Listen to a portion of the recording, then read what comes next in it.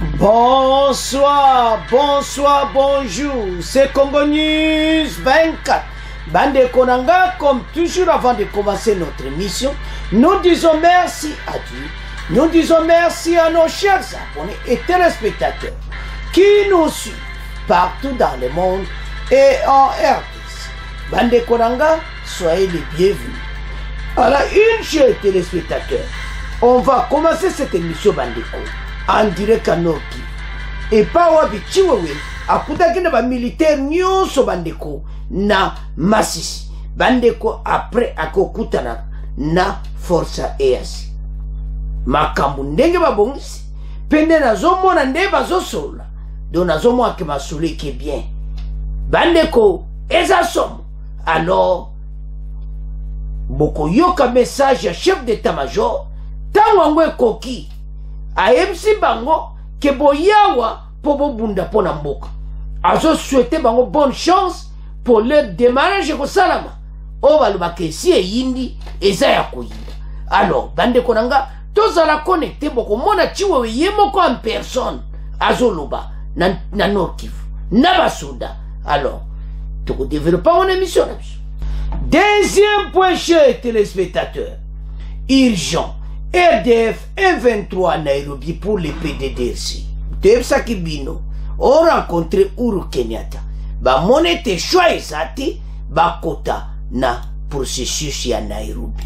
Oyo bazai koboya mena bazana choite ba kena processus ya Nairobi, mais toza toujours na hésitation pour na retrait na bango ete ndenge zo salama yande ba congolais balingite mais tozaka na doute.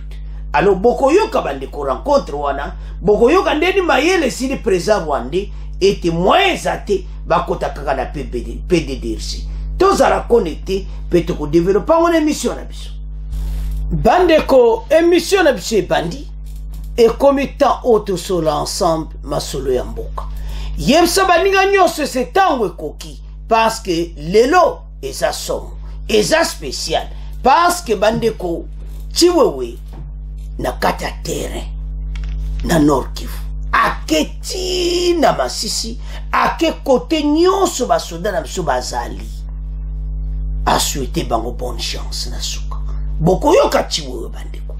Alors message na yezaki direct ko yebsa force FARDC était commettant de défendre mboka a conseiller bango alobi fubo tika makambo ya ba réseaux sociaux bayo kabino to mona yoza FARDC ozwaka ba ima no etali binote ba journaliste baza o bazo filmer bazali mais bino bo concentrer mosala oyo boyeli awo boza la distraité bande ko message zaki a osakara moti na message après mais avant que na message wana akene otalaba soda oyo bazokaki na bitumba oyo ezalaki na M23 akene otalaba blessé.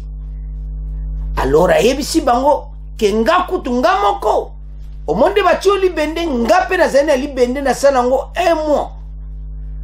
Donc tant chef d'état-major azo sola na basoda bozo mona plaisir bande ko makambo boko mona awa tebsa bino ke en tout cas armée na biso ezoke na direction kitoko makambo bomona te chef d'état-major azoya kobeta masolo na basoda kozwa bango peno yokaka a cœur pe koyebisa bango kolensa bango ke toza na kati ya guerre boya po bobattre l'intégrité territoriale. Alors armée base renfort ezaka koya au mona renfort euta kisangani boyebi ki tosake mission mote kisangani déjà bazokende akene kokuta na bango asoli na bango bande kwa tamboli partout boko mona na Nord Kivu c'est libre. M23 makelele sili bango bande ko bakei Nairobi poto yebisa bino. Alors processus koyo ya DDRC Nairobi 4 ekosalama na Goma bango siko bake Nairobi 3 oyo ese silaki bako kutana Uhuru Kenyatta match eza mobulu bokoyoka tozoya na deuxième point. tozoyebisa bacongolais tozala distraité na makambo ya élection distraction et tout ça toza na makambo ya minene à l'est. Chiwewe après kotambola nena bakambo basoda ake kokutana na EAC balakisi bango ndenge nini opération ezosalama batiango mpo bato bafilme mpo biso tomona teke EAC oyo basali cop boye na boye biso oza na bango mayele. Alors ntango bazotala yango na filme une partie bokomona USA et tout ça. Donc makambu oyo eza makambu oyo bato tout bakoti na makambu oyo. Mais tozana esengo pasi bakonza mboka bazalaki sage. Mission na bango balkanisation esuki na nzela. Ça ne se fera plus. Eloko nini ezosalama sikoyo eza bastratégie ya président rwandais. Bazo retire malem bayibaka ba or ba continue koyiba pona yezo occasion à attaquer ba groupe armé ya FDLR biloko wana nyonso. Mais akomi na suka l'accord de Luanda va s'appliquer bientôt. Makamde to esabino bande kobolana émission eleki Fade ça na position moko ya ko attaquer. Peuple ça ko insister makasi. Alors, parce que so tali ba force régionale. Ba ki théâtre. Bazo sale lokoti. Bazo lo baka ko voilà to non. So ko tali en réalité. Baza ko sala travail ndenge sengiliti. Mais esengona biso ezalete biso nyonso sima ya force armée. Force wana yango nde kosunga mboka oyo. Alors, chiwewe na mission na ye aye koyebisa bango boko yoka tokotiela ye tokotiela bino ye alobi boyi boza en guerre boye kobattre l'intégrité territoriale ya mboka makambo oyo boyeli awa botika nde ba distraction ya makambo susu. Ne jamais trahir le Congo. Message côté boye kande ya lobaka no du plaisir. Bande ko vraiment solo. Donc ozo mona pena ya yebi koloba. Atamboli le ba comme na le asi ba solo très bien. Mais ndena mona langage ba solo na chef d'état-major a EAC. Ndena monde ma solo ngweleki. Ça peut être kitoko. Mais biso tozana confiance à batu wanate. En tout cas tozala clair. Ndeto sa population à Kivu, ya Nord Kivu. Bino bafungola miso. Bino mona kabango ba Rwanda ndenge nini baza ko s'infiltrer na kati ya Ruchuru, bino bo informa ka de ces mouvements na bango. Baza suspect. Zomona bazo profiter ba kambwebele. Mais ba komina suka. Potabo yo ka deuxième point. Masole silia. Parce que ma kambaza eko boya ba komi ko sale la yango. Ça se voit que FARDC azo kende malam. Chers téléspectateurs, nous avons une armée très puissante. Problème de Zaki nango ezala ki ba dirigeant. Le quoi de ba dirigeant le kola ba chiwo ba Chiko Chitambwe ba Maser Mbangu ba to nyonso baza de père et de mère. Makambo eko kende très propre. Parce que tant on a zotala, même la façon dont on bazo sola na basoda, la façon dont on appelle sa message na ye, patriotisme. To armée na biso, et ça na bonne voie. Tobo ça na le passé, si ko totala o izo sala masiko. Ba konzi décision bazui, non, to féliciter bango. Malgré yale o le bana ba EAC oyo. Mais ma kamozokin tout ça la mayeliti Nathan bango ba osala EAC soi-disant que baye force régionale soi-disant ngaro bengango bongo parce que basé un peu gauche droite. Entre-temps FARDC s'organise mabe wapi. Entre-temps tozobongama mabe wapi. Armée na biso ba sekaki yango na ba Rwanda Rwanda balube armée na pseze lo côté. Président Rwanda yebela que armée ya yebaki ezo ya Chiwewe. Alors, Tolanda, Boyo Chiwewe ndinga lobi na basoda. Ça chauffe dans cette émission. Makamwa ya minene. Le chef d'état-major en mission de contrôle et de commandement dans la province de Kivu. Akutana na bango, baye na session oyo, bokumwa na vidéo, le 11 janvier, oyo, bakutana EAC, balandi ba séance ne ba sololi. Alors, monsieur ya ye nango a sololi na FARDC. Nde bozo mona bango wana, ayebisi bango. Boyebi biso ba photo to tiaka eza ba photo eza na nde bo mona na vidéo ndenge bozo mona awa. Awa ezalaka ndenge moni ndenge pesani. Rencontre Chiwewe et les militaires de FARDC au front et force de l'EAC. Alors, sans plus tarder, Toyoka Chiwewe, bon, to commenter ba message na ye, to avancer l'émission na biso. Eza somo.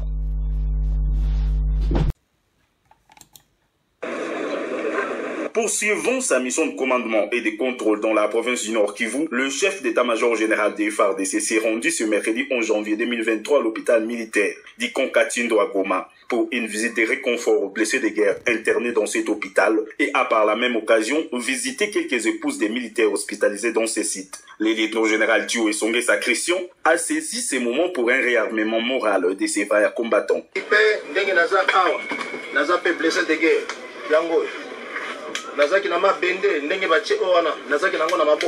Pendant une année, il a avant son départ posé un geste de compassion en laissant une enveloppe contenant une somme d'argent à ses militaires. Juste après, le numéro 1 de l'armée a pris la direction de l'état-major de la force régionale de l'EAC. À son arrivée, il a été accueilli par le commandant de la force de l'EAC, le général Jeff Nyaga. Celui-ci a, au cours de cette visite, fait un briefing à l'intention du chef d'état-major général sur les déploiements des militaires de l'EAC aux opérations. Le général Thio a donné quelques orientations au commandant de la force et a émis le vœu de travailler ensemble pour l'intérêt de la région. Autre étape, Mubambero, à Sake dans les territoires de Massissi. Le chef d'état-major général a y à tenir sur les liens une causerie morale à l'intention des militaires cantonnés sur ces sites, en provenance de Kisangani. Dans sa causerie morale, le général Thio a prêché la discipline et a rappelé à l'ordre ses militaires en ce qui concerne l'utilisation abusive des réseaux sociaux dans les opérations.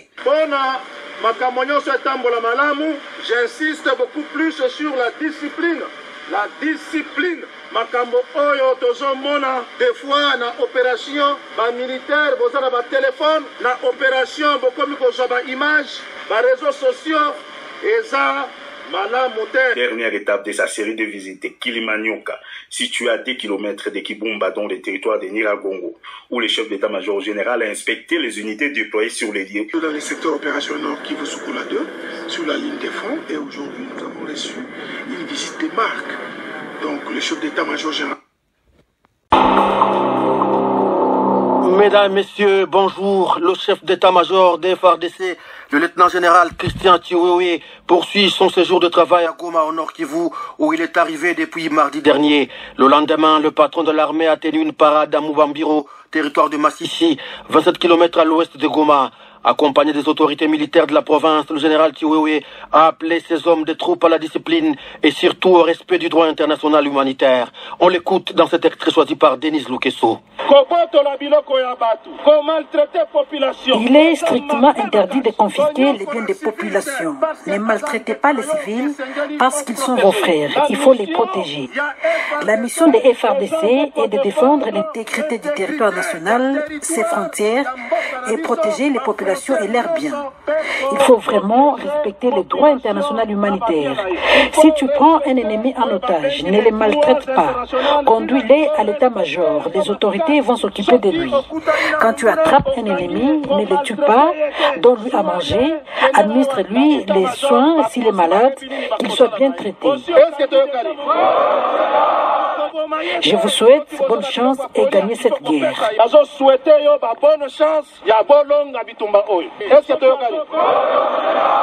Après cette parade, le chef d'état-major de FARDC a visité les militaires qui se trouvent sur la ligne de front à Kanyamahoro, dans le groupement Buhumba en territoire de Nyiragongo. Sur place, le chef d'état-major général de FARDC a rencontré ces soldats qui veillent sur la défense et l'intégrité du territoire congolais. Notons que peu avant ces deux étapes, le général Chiwewe a rendu visite aux militaires blessés de guerre internés à l'hôpital militaire de Katindou. En Ituri, pendant ce temps, plus de 100 civils ont été tués depuis décembre dernier par différents groupes armés. Bandeko Tolandi Chiwewe. Message moko direct. Message à commandement. Ko yebisa basoda na biso ke makambo to yeli ezali poto batela mboka. Ayebisi bo batika distraction. Pourquoi le bina bango bongo? Le pays est menacé. Rwanda koti na ndenga mukete à l'est azoluka paru infiltré. Mais ba konza mboka baza mayele. Le patriotisme est là taba congolais biso nyoso bendele ko ya tesima fatesi. Parce que oyo nazo mona oyo na mona yanguti bande ko lemsoza o contredire na lobby. Bama solo yo façon ndenga zo sola na armée na mona te eza lokola mo pepe asike ye na kati ya fatesi. Mo pepe mobo ya vrai oyo ba soda ba su force.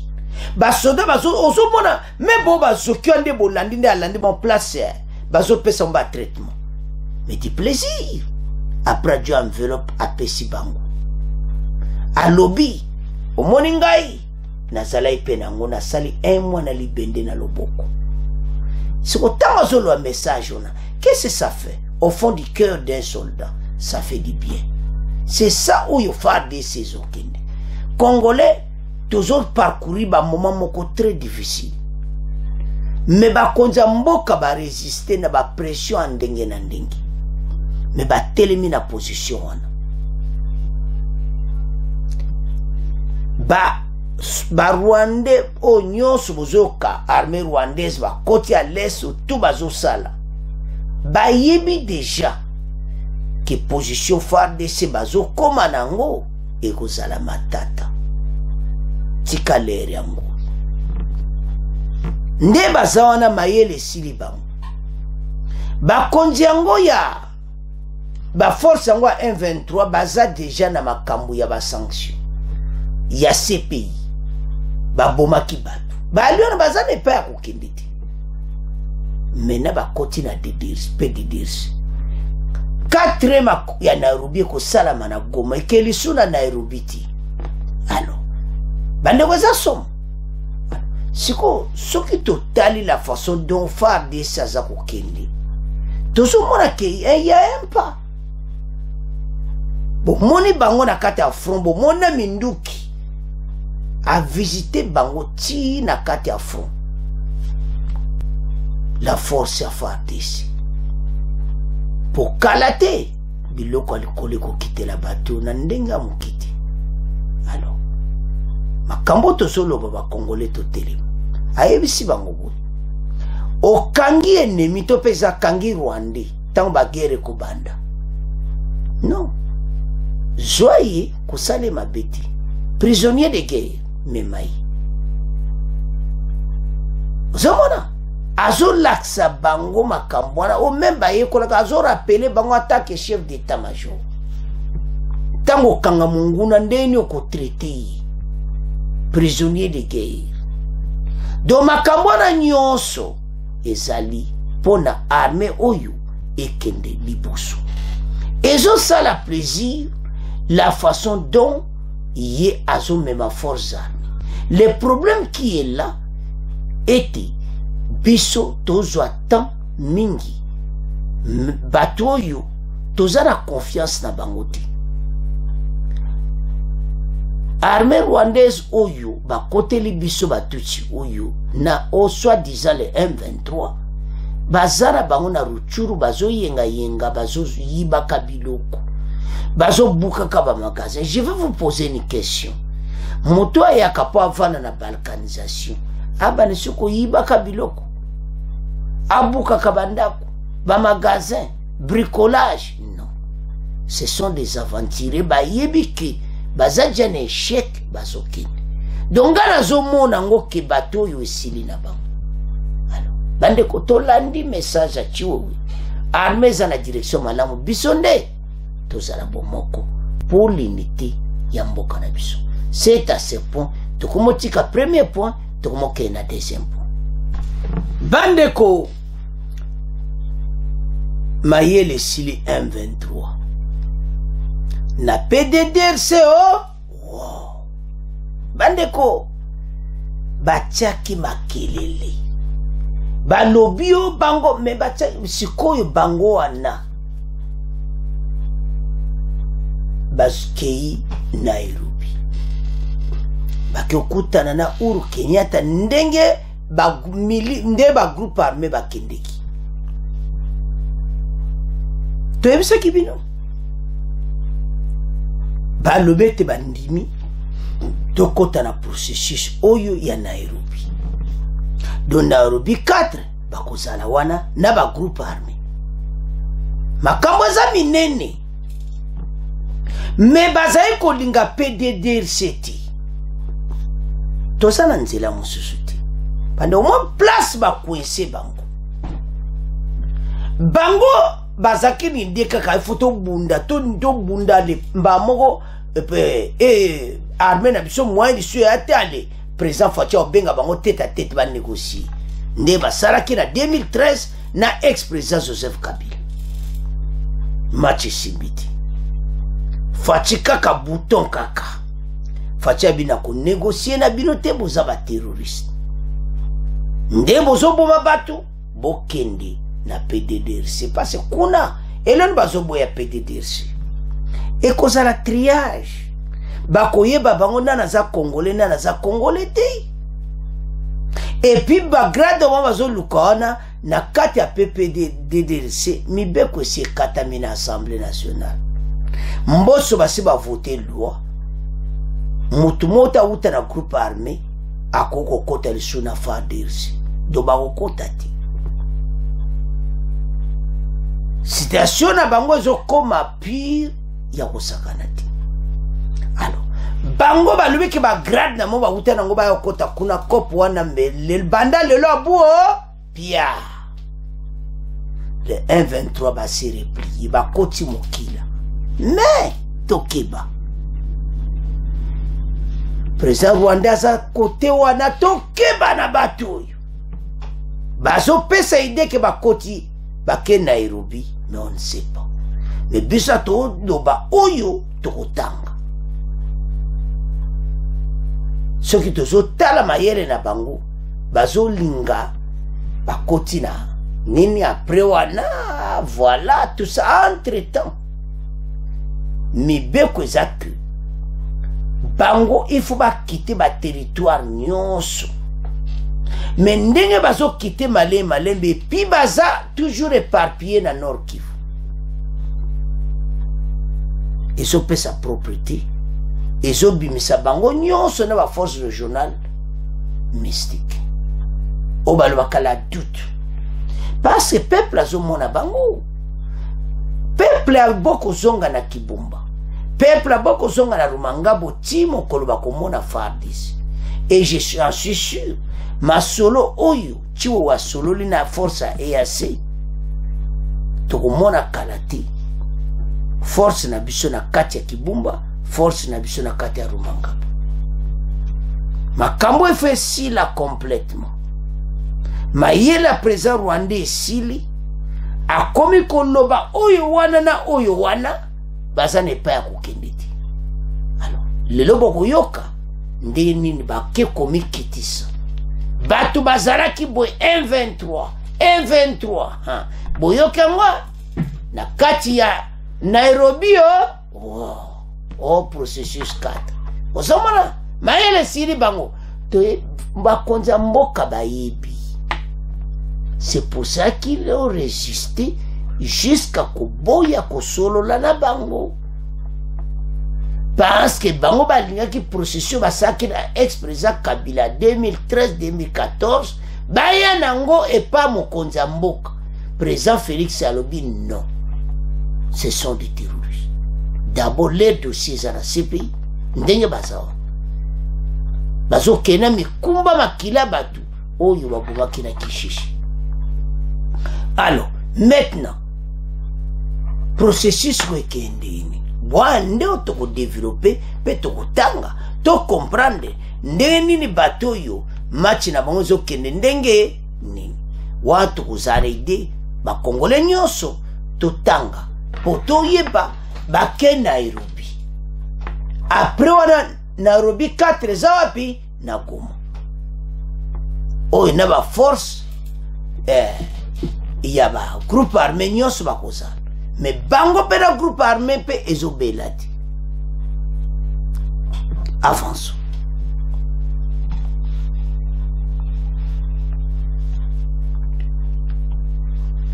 Urgent, RD123 à Nairobi pour les PDDC. On rencontré Uhuru Kenyatta suivi. Processus de Nairobi, Uhuru Kenyatta s'accorde avec les 123 pour la restauration de la paix. Les facilitateurs de la communauté de l'Afrique de l'Est EAC pour le processus de paix à RDC, l'ancien président Kenya Uhuru Kenyatta a rencontré les responsables de la rébellion du M23 jeudi 12 janvier à Mombasa, au Kenya, autour de la question de la restauration de la paix à l'Est de la RDC et du prochain round des processus de Nairobi. Et Zaya Koinda et Siindi. D'après le communiqué final rendu public à l'issue de cette rencontre, un 4e round de pourparlers de Nairobi se tiendra dans des villes de l'Est de la RDC. L'ancien chef de l'État a souligné que le 4e round de discussion de Nairobi vise à consolider les acquis considérables de ces derniers mois et contribuer à apporter à plus grande paix et stabilité à l'Est de la RDC. 4e round Oyo et Kosalama na Goma. Makambo za minene. Hey hey. Bosuki M23. Bango wana ba dirigeant na bango. Bango nyonso na Mombasa, Masolo na président Kenya. Makambo za minene. Ils ont pris note et exprimé leur gratitude que les consultations ultra-congolais de Nairobi 4 se tiendront dans des villages, dans des villes clés, je m'excuse, de l'Est de la RDC, rapprocheront le processus de Nairobi des différentes communautés affectées, peut-il lancer dans ses communiqués. Le M23 a exprimé sa gratitude au facilitateur de l'EAC Uhuru Kenyatta pour son engagement dans la recherche des solutions à la crise et pour la coopération internationale afin d'alléger les longues souffrances des populations de l'Est de la RDC. Bozalo Kuta. Bazolo Baki vraiment ils ont la bango passi des peuples à Est à souffrir. T'as la président rwandais. Oyo bino bozo sala. Bozo même akila ba Congolais. Bande ko makambo yo na undima ngote. Oyo 123 ba lobby. Ke comme étant oyo souffrance à Congolais nde ba souffrir ici là mensonge. Le M23 a également apprécié les efforts de facilitateur de l'EAC dans son approche consultative avec le président Tshisekedi de la RDC. Le président d'Achimia de Burundi, également président de la communauté des États de l'Afrique de l'Est et d'autres parties prenantes clés à Nairobi et à Luanda, ainsi que les partenaires internationaux stratégiques, précisent le communiqué. Les dirigeants du M23 ont lancé un appel pour qu'il soit mis fin au discours de la haine. Ainsi, l'ancien président Kenyatta a accepté de s'impliquer personnellement pour freiner l'utilisation d'un langage incendiaire qui pourrait compromettre le processus de paix, a juste communiqué. M23 ba yebisi quelque biswawa ba Congolais ba lingi sou bisuti.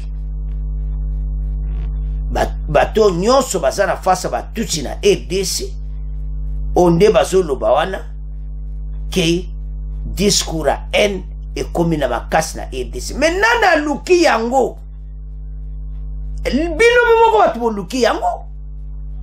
Alors bande colère est grave. Alors sans plus tarder Toyoka rencontre ndenge salameki président Uhuru Kenyatta na M23 batu oya Paul Kagame atindaki bon to avancer na mission na biso parce que yandi marate kazamu chef na bango mais biso yebi kazamu konzi na bango. Alors tolanda.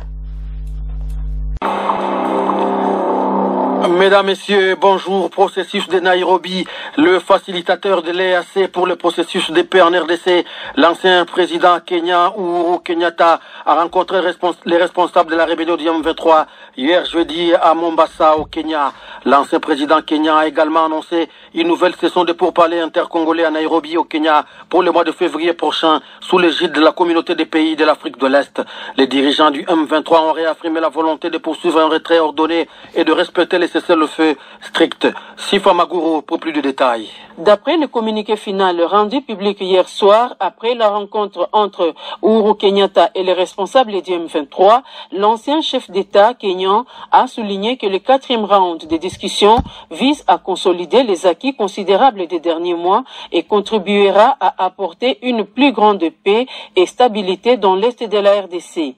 Ils ont pris note et exprimé leur gratitude que les consultations intra-congolaises de Nairobi 4 se tiendront dans les villes clés de l'est de la RDC et rapprocheront le processus de Nairobi des différentes communautés affectées, a-t-on indiqué dans le communiqué. Le M23 a exprimé sa gratitude au facilitateur de l'EAC, Uhuru Kenyatta, pour son engagement à continuer à rechercher l'aide et la coopération internationale pour aider à reconstruire les communautés dans l'est de la RDC afin d'alléger leurs longues souffrances. Les dirigeants du M23 ont lancé un appel pour qu'il soit mis fin au discours de haine.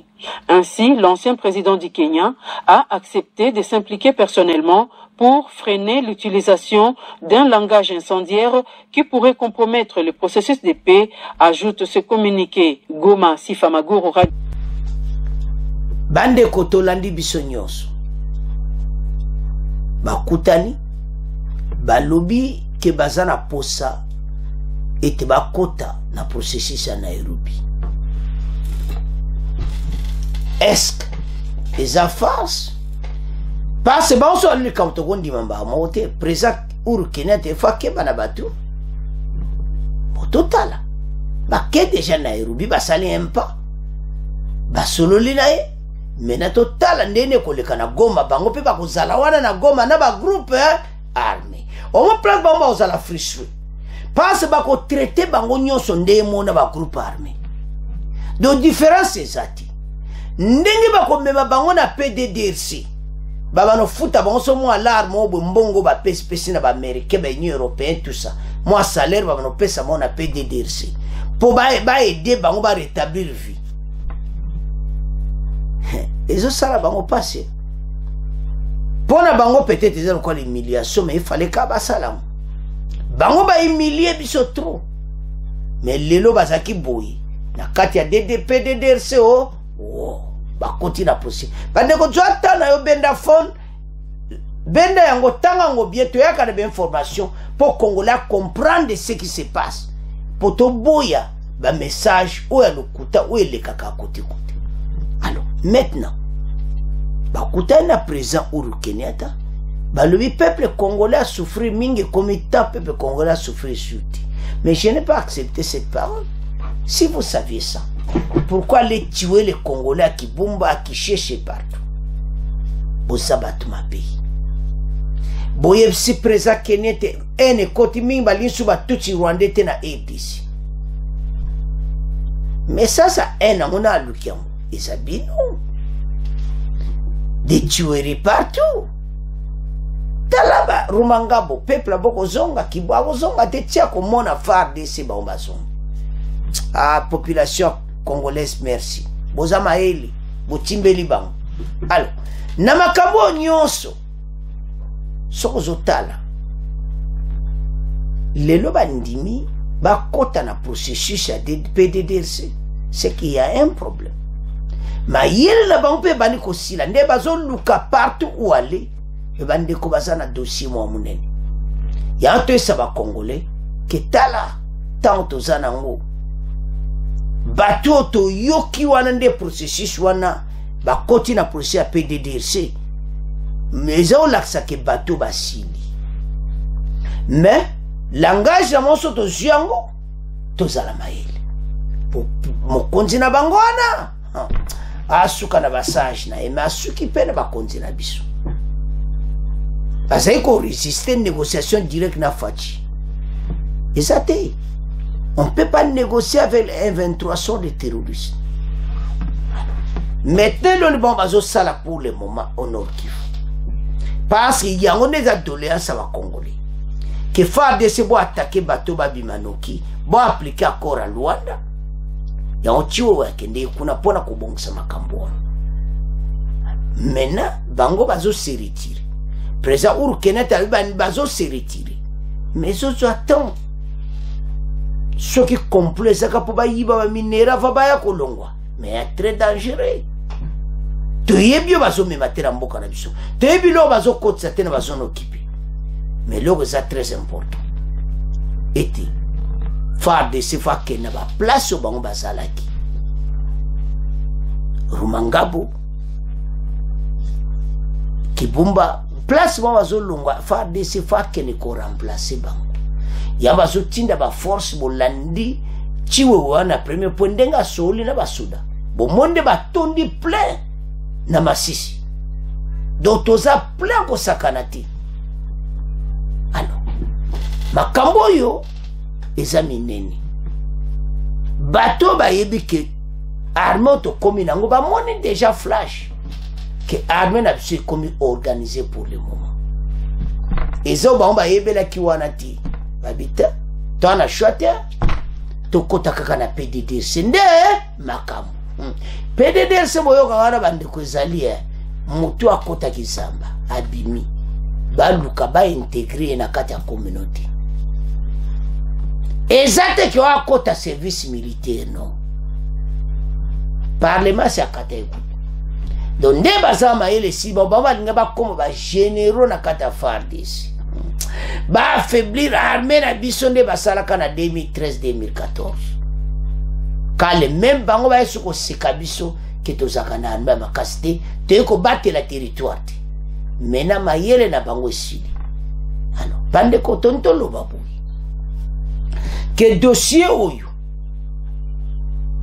ebani kokoma na suka ntango bango bandimi kokenda 4e round kozala na Goma nde bakenoki Nairobi wana bango bake 3e ya bango po barataki yango likolo ya boye toke PDDRC te bosuki wa bomoni nde facha nyati bino bomoni mayele silia bokomokende PDDRC M23 oto boteli bavila to boteli Bunagana lelo bokoti na PDDRC bosuki kala te tokoyoka bango mais point d'interrogation toujours.